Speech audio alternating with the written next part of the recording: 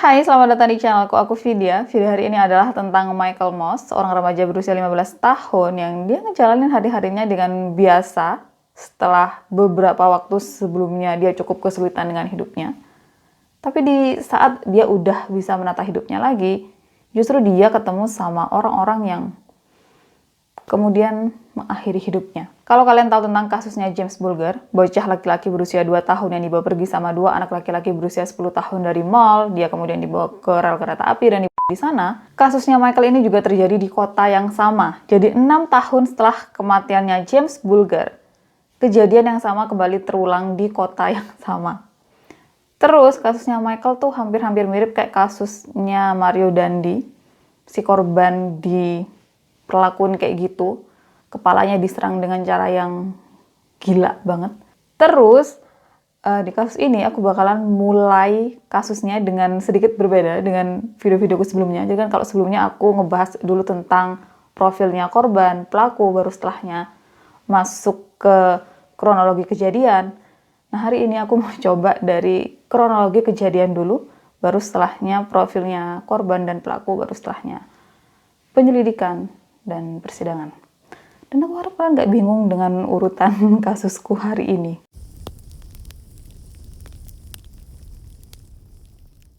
13 November 1999 jam 3:31 pagi. Kepolisian dapat telepon anonim yang bilang kalau ada seorang remaja yang terluka di taman daerah Merseyside, Liverpool, Inggris. Ambulans langsung datang ke taman yang dimaksud, tapi pas mereka di sana, mereka nggak menemukan siapapun. Jadi akhirnya ambulan balik dan mereka pikir kalau semua itu cuma sekedar prank call. Paginya, sekitar jam 7:30 pagi, seorang pria lagi jalan-jalan di taman sama anjingnya. Yang disitulah dia kemudian ngelihat seorang remaja laki-laki tergeletak di tanah, badannya penuh luka, dan udah meninggal.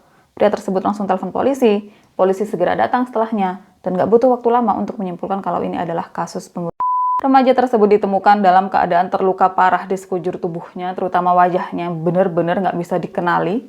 Terus bahkan telinganya dipotong atau disayat sama pelaku. Hasil dari otopsi, remaja tersebut menerima lebih dari 100 luka di tubuhnya, termasuk sayatan, tusukan, pukulan, dan patah tulang. 10 tulang rusuknya patah, tulang lehernya patah, kemudian tengkoraknya juga patah. Yang kemungkinan penyebab dari patahnya tulang-tulang di tubuhnya karena dia diinjak, ditendang, bahkan si pelaku kemungkinan besar melompat dari tempat tinggi langsung ke kepala atau tengkoraknya si korban. Dan penyebab kematian si korban karena lehernya yang patah. Di tempat lain yang nggak terlalu jauh, sebuah children home melaporkan hilangnya salah satu anak yang tinggal di sana dan namanya adalah Michael Moss.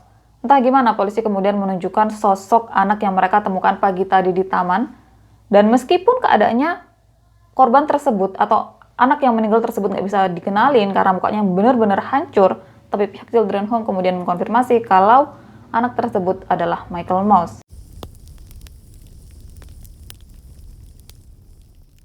Michael Moss lahir pada 22 Desember 1983 di Liverpool, Inggris. Orang tuanya adalah Liz dan Brian Moss.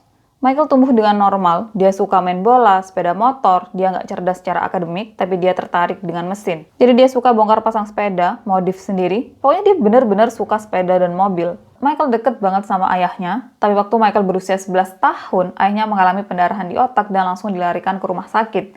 Brian berhasil diselamatkan, tapi setelahnya perilaku Brian mulai berubah. Sebelumnya kan Brian dikenal sebagai sosok yang lembut, yang nggak pernah ngata-ngatain siapapun, nggak pernah marah. Tapi setelah kejadian pendarahan otak itu, Michael justru sering marah-marah, dia bahkan meludahi Michael dan ibunya. Nggak lama setelahnya, karena pendarahan otaknya itu, Brian kemudian meninggal. Dan meninggalnya Brian benar-benar pukulan yang keras untuk Michael, karena setelahnya Michael ngerasa kayak hidupnya hancur, kayak dia nggak punya pegangan lagi, dan perilakunya mulai berubah. Dia jadi sering banget bikin masalah di sekolah, sampai di satu titik sekolah udah nggak mampu untuk menangani Michael dan mereka mengeluarkan Michael. Dan momen ini cukup sulit untuk Liz karena dia juga kehilangan suaminya, terus dia masih harus bekerja untuk menghidupi dirinya dan anak-anaknya. Kemudian selain Michael, dirinya juga punya anak, jadi kayak dirinya nggak bisa benar-benar 100% fokus ke Michael. Setelahnya, Liz masukin Michael ke sebuah referral unit, yang itu adalah sekolah untuk anak-anak bermasalah kayak Michael, yang di sana Michael bakalan dibimbing atau orang-orang di sana bakalan melakukan sesuatu untuk memperbaiki sikapnya Michael. Selama beberapa waktu, sikap Michael berubah, dia balik lagi ke dirinya yang semula, tapi lama-lama dia mulai jadi anak yang bermasalah lagi, dia mulai sering bolos, Bahkan sampai di satu titik, Michael memutuskan untuk melarikan diri. Setelah nyaris disarankan untuk memasukkan Michael ke sebuah children home, yang di sana bakalan ada konselor, ada psikolog, ada banyak orang profesional yang bisa membantu Michael.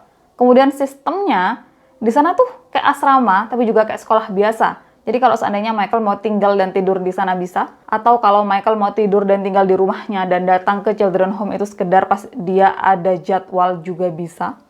Dan waktu Michael udah masuk atau jadi bagian dari children home tersebut, sikapnya mulai berubah, dia mulai jadi anak baik-baik lagi, dia mulai membuka dirinya lagi, dia mulai berteman sama siapapun lagi. Jadi menurut Liz pada saat itu semuanya bakalan selesai. Tapi siapa yang sangka pada akhir tahun 1999, justru hidup Michael yang selesai.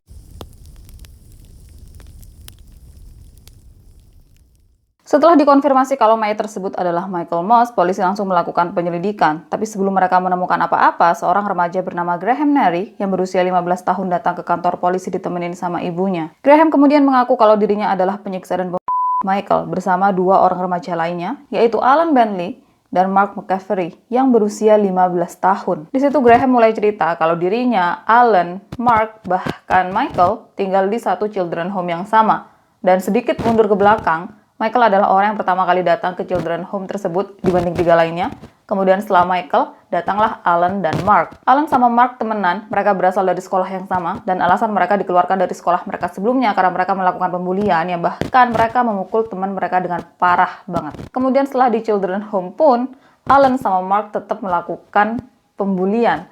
Makanya Michael nggak terlalu suka sama mereka, tapi dia nggak ada atau dirinya nggak mau ada di sisi yang berlawanan dengan mereka. Dirinya nggak mau bermasalah sama mereka berdua. Jadi dia kayak tetap bersikap baik sama mereka, tapi dia nggak mau terlalu deket sama mereka. Tapi kemudian jalan yang Michael pilih justru ngebuat dirinya bermasalah sama Alan. Jadi pada Oktober 1999, Alan sama ceweknya putus. Dan setelahnya, mantannya Alan ini pacaran sama Michael. Di situ Alan nggak terima, makanya dia mulai ancam Michael.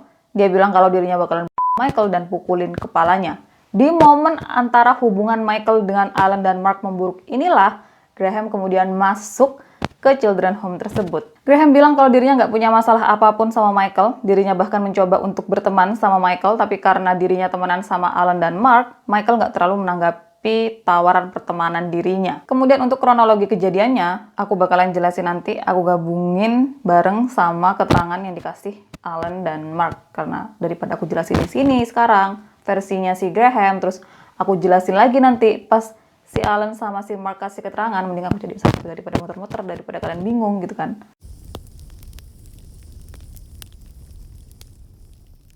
Setelah mendapat keterangan dari Graham, polisi langsung menangkap Alan dan Mark. Awalnya mereka berdua mengelak, mereka bilang kalau mereka nggak terlibat sama apapun yang terjadi sama Michael. Polisi kemudian ambil DNA mereka dan dikonfirmasi kalau DNA Alan dan Mark cocok dengan DNA yang ada di tubuhnya Michael. Jadi kayak selanjutnya mereka nggak memiliki apapun lagi untuk mengelak kalau mereka memang adalah pelakunya. Kemudian selama waktu ini mereka saling menyalahkan satu sama lain. Mark bilang kalau Alan bertindak sendiri, dirinya sama sekali nggak terlibat, dan omongannya ini tentu aja nggak bisa dipercaya karena DNA-nya ada di tubuh Michael. Kemudian selanjutnya, setelah hasil DNA keluar kan di situ Mark akhirnya nggak bisa mengelak lagi, dan dia kemudian lanjut bilang dengan, iya aku emang ngelakuin itu sama Michael, tapi aku cuma tendang dia sekali, di kepala, dada, dan beberapa di punggung. Kemudian untuk Alan, dia bilang kalau Mark adalah orang yang lompatin kepalanya Michael pakai dua kakinya dari tempat tinggi. Kemudian sekarang untuk kronologinya, jadi pada malam 12 November 1999, Alan rayain ulang tahunnya. Dia undang beberapa temennya ke rumahnya, mereka minum vodka dan nonton film favoritnya Alan, Reservoir Dogs. Sekitar jam 1 malam Graham udah teler, sementara Alan sama Mark mereka masih terjaga. Dan di situ mereka mulai ngomongin tentang apa yang bakalan mereka lakuin ke Michael. Mereka berdua tahu kalau Michael suka sepeda motor. Jadi selanjutnya mereka telepon Michael dan bilang sama Michael kalau mereka punya sepeda motor bagus yang bakalan ditunjukin ke Michael. Michael kemudian setuju untuk janjian di taman untuk lihat sepeda tersebut. Dan Michael kemudian izin sama penjaga children home di jam 1:20. Awalnya penjaga bilang kalau ini tuh udah malam, beneran gak apa-apa kah kalau kamu keluar di jam segini gitu kan. Dan di situ, karena peraturan di children home tersebut, siapapun anak-anak yang ada di sana boleh keluar masuk sesuka mereka, dan mereka nggak punya kewajiban untuk menahan mereka di tempat tersebut. Jadi udah akhirnya Michael diizinkan untuk keluar di jam 1:20. Alan, Mark, dan satu anak laki-laki lain yang namanya adalah Neil Breslin nunggu kedatangan Michael di taman yang udah mereka janjiin. Dan waktu Michael datang, Alan langsung pukul Michael sampai dia jatuh ke tanah dan mulai tendang kepalanya Michael. Dan di situ Neil benar-benar shock dengan apa yang Alan lakuin ke Michael. Bahkan Mark juga mulai ikut-ikutan pukulin Michael dan telanjangin Michael. Dan di situ Neil dia benar-benar ketakutan, dia benar-benar shock dan dia nggak mau terlibat apapun sama semua itu. Jadi akhirnya dia memutuskan untuk pergi. Setelah kepergian Neil, apa yang mereka berdua lakuin ke Michael makin brutal. Mereka pukul kepalanya Michael pakai botol vodka sampai itu botol pecah. Dan mereka kemudian tusuk juga sayat tubuhnya Michael. Dan selama waktu itu mereka terus-terusan pukulin tubuh Michael, tendang area pribadinya, yang itu kayak jadi pusat dendamnya si Alan, karena kan ceweknya tinggalin dia untuk Michael. Dan selama beberapa waktu mereka terus melakukan itu sampai akhirnya Michael pingsan. Waktu Michael udah pingsan, Alan sama Mark pergi. Mereka balik ke rumahnya Alan, mereka tinggalin Michael begitu aja di taman. Dan selama di rumahnya Alan, mereka kemudian bangunin Graham. Mereka bilang sama Graham kalau kami punya sesuatu yang bagus untuk dilihat, kami punya sesuatu yang baik gitu kan untuk ditonton. Dan akhirnya mereka bawa Graham ke taman yang ada Michael di sana. Waktu Graham sampai ke taman dan dia ngelihat gimana keadaannya Michael, yang si Michael ini ada di tanah, tubuhnya penuh darah, dia kayak bener-bener gak berdaya banget. Mark, dia kemudian langsung samperin Michael dan dia teriak sama Michael, kamu berdiri sekarang, kalau kamu gak berdiri aku bakalan pukul wajahmu. Di situ Michael berusaha mati-matian untuk berdiri, tapi dia karena keadaannya udah gak baik-baik aja, dia akhirnya jatuh ke tanah. Yang disitulah Mark mulai tendang dan pukul Michael. Alan kemudian juga mulai ikut pukul dan tendang Michael lagi. Dan Graham, entah gimana, dia kemudian memutuskan untuk melakukan hal itu juga ke Michael. Jadi mereka bertiga secara membabi buta mulai pukulin dan tendang tubuh Michael yang berfokus ke kepala dan area pribadinya Michael. Bahkan, saking gilanya mereka nih main sepak bola pakai kepalanya Michael. Jadi mereka oper-oper kepalanya Michael. Kayak gila nggak? Dan bisa ditebak endingnya, Michael meninggal karena lehernya yang patah. Dan setelah Michael meninggal pun, mereka nggak berhenti untuk terus menyiksa tubuhnya Michael. Mereka bahkan main tic-tac-toe di punggungnya Michael. Yang kayak gini, tic-tac-toe, game tic-tac-toe. Dan itu mereka pakai pecahan botol vodka untuk coret-coret untuk main game tic-tac-toe di punggungnya Michael.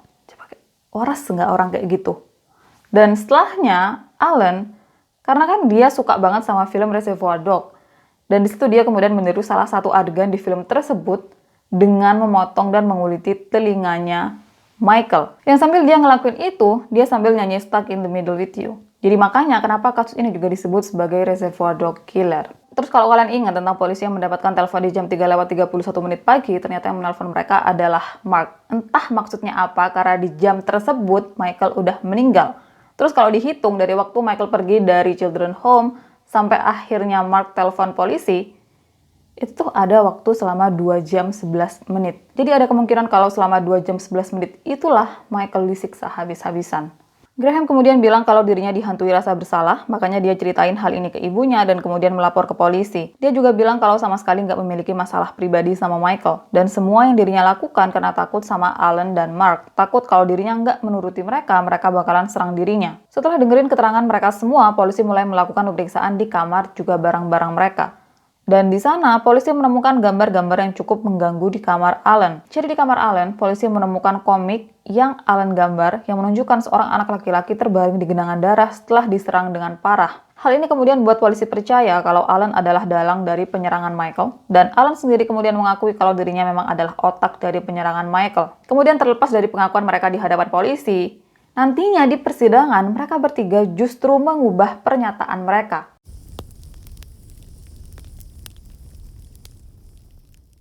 Persidangan Alan, Mark, dan Graham dimulai pada Juli 2000, yang di sana mereka didakwa atas pembunuhan Michael Moss. Kemudian selama persidangan, Alan sama Mark sama sekali nggak menunjukkan penyesalan atau kesedihan.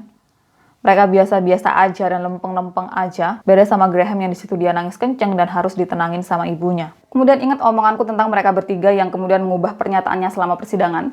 Jadi selama persidangan mereka bertiga bilang kalau Michael adalah otak dari penyerangan dirinya sendiri. Mereka bertiga bilang kalau Michael minta sama mereka untuk pukulin dirinya, untuk tendang dirinya biar si Michael ini bisa mengklaim kompensasi kriminal pidana. Biar si Michael ini bisa dapat sejumlah besar uang yang nantinya uang itu bakalan dipakai sama Michael untuk beli sepeda. Dan Michael janjiin sama mereka kalau uang tersebut bakalan dirinya bagi-bagiin juga ke mereka. Dan tentu aja omongan ini sulit untuk dipercaya karena kayak oke lah kalau misalkan Michael emang minta mereka untuk menyerang dirinya biar dirinya bisa dapat uang. Tapi kan yang Michael minta ke mereka adalah penyerangan, bukan. Dan intinya, entah mereka emang disuruh ngelakuin itu atau enggak sama Michael, intinya mereka adalah Michael. Dan Mark, dia juga kemudian kasih kesaksian yang menyudutkan posisinya Graham dan Alan. Jadi dia kayak, iya aku emang melakukan penyerangan, tapi nggak sebanyak mereka berdua. Mark bilang kalau waktu dirinya balik ke rumahnya Alan sama Alan, di situ kan awalnya dibilang kalau mereka berdua yang ajak Graham ke taman dan ikut mereka untuk menyiksa Michael. Tapi di situ, Mark kemudian bilang kalau Graham adalah orang yang meminta mereka berdua untuk diantar ke taman untuk melihat gimana keadaannya Michael, dan kemudian Graham adalah orang yang pertama kali memukul atau menyerang Michael untuk yang kedua kalinya. Mark juga kemudian bilang kalau orang yang melompat dari ketinggian dengan dua kakinya ke kepala Michael adalah Graham. Tapi tetap itu nggak mengubah fakta kalau mereka adalah penyiksa dan pembunuhnya Michael. Karena kalau seenggaknya salah satu dari mereka punya hati, mereka bakalan minta tolong sama siapapun, atau mereka bakalan hentiin aksi dua orang lainnya. Tapi nggak ada siapapun dari mereka bertiga yang menghentikan apa yang terjadi sama Michael. 26 Juli 2000 mereka bertiga diputus bersalah. Dan untuk hukuman, kalian nggak bisa berharap terlalu banyak karena mereka masih di bawah umur.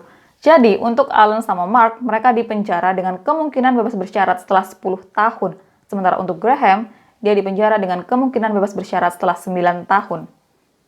Seringan itu untuk kejahatan sebrutal itu. Kemudian untuk persidangan bebas bersyaratnya Alan, ibunya Michael, yaitu Liz Moss, berusaha semampu dia untuk membuat anaknya tetap di penjara selama mungkin. Selama waktu itu Liz kemudian kasih keterangan emosional. Dia bilang kalau sejak kematian Michael, dirinya mengalami fobia sama kaca pecah. Jadi kalau ada kaca pecah, dirinya bakalan gemetar, gak terkendali. Liz juga cerita kalau dirinya mengalami masalah mental setelah apa yang terjadi sama Michael. Dirinya bahkan sempat dirawat di rumah sakit dan didiagnosa menderita PTSD, depresi. Kemudian sejak saat itu dirinya juga gak berani untuk keluar rumah karena takut keinget sama hal-hal yang berhubungan sama Michael. Dirinya gak bisa melewati taman karena langsung inget gimana Michael yang disiksa, ditelanjangin, tubuhnya yang ada di tanah kedinginan dalam keadaan berdarah-darah juga termutilasi, dan sendirian juga. Jadi dia benar-benar ketakutan setelah kematian Michael. Liz juga kemudian bilang kalau sejak kejadian itu dirinya nih kayak jadi linglung, dirinya nggak bisa denger suara orang-orang lain di sekitarnya yang ajak dirinya ngomong karena satu-satunya hal yang dia dengerin adalah suaranya Michael yang kayak minta tolong sama dirinya, panggil dirinya. Hal-hal seperti itu.